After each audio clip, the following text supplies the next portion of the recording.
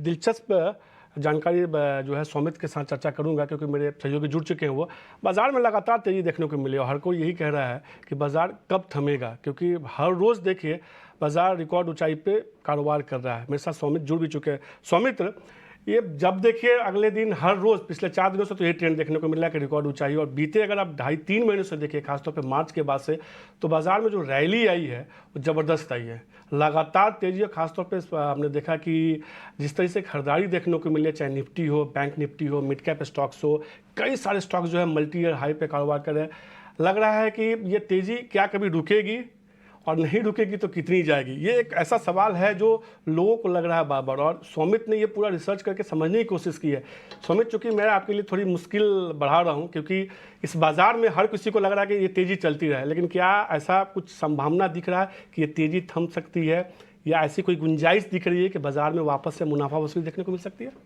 आपने सही कहा कि अगर मार्च लो से अगर हम देखें तो Nifty mid cap small cap काफ़ी तेज़ी देखने को मिली। इनफैक्ट ब्रॉडर मार्केट में उससे भी ज़्यादा रैली हमें देखने को मिली है। बट कुछ ऐसे टेक्निकल इंडिकेटर्स हैं जो अब ऐसा दिखा रहे हैं कि मार्केट ओवरबॉट जोन पे है। हालांकि कोई फंडामेंटल इंडिकेटर अभी भी नहीं है। वैल्यूएशंस भी अगर हम देखें तो वो अपने 5 ईयर एवरेज के स्तर पे ही है, तो ज़्यादा एक्सपेंसिव वैल्यूएशंस भी अभी के टाइम पे नहीं है। बट कुछ टेक्निकल इंडिकेटर्स है। सबसे पहला जो है वो ये है कि अगर आप देखेंगे तो 88% ऑफ द निफ्टी 50 स्टॉक्स जो है वो अपने 200 डीएमए के ऊपर ट्रेड कर रहे हैं। अब टेक्निकली इसे अगर देखा जाए तो ये एक्सेसिव और ओवरबॉट जोन में माना जाता है। सिमिलरली थोड़ा ब्रॉडर मार्केट में अगर हम देख लें निफ्टी 200 स्टॉक्स में, तो वहां पे भी 77% ऑफ द कॉन्स्टिट्यूएंट्स जो है वो 200 डीएमए के ऊपर ट्रेड कर रहे हैं। आरएसआई भी 70% के ऊपर है, और वो भी एक ओवरबॉट जोन माना जाता है निफ्टी के लिए। और एफआई की पोजिशनिंग भी अगर आप देखेंगे तो लॉन्ग इंडेक्स फ्यूचर में जो ओपन इंटरेस्ट है वो 70% के आसपास है, जो कि सबसे हाईएस्ट लेवल है 2023 के लिए।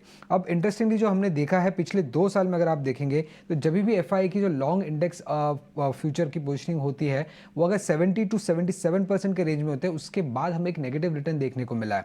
2022 में अगर हम खासकर देखें तो जब भी रीडिंग हमें 75 to 77% के आसपास देखने मिला है लॉन्ग इंडेक्स फ्यूचर के ओपन इंटरेस्ट का, उसके बाद का करीब 6% हमें फॉल देखने मिला अगले 31 ट्रेडिंग डेज में।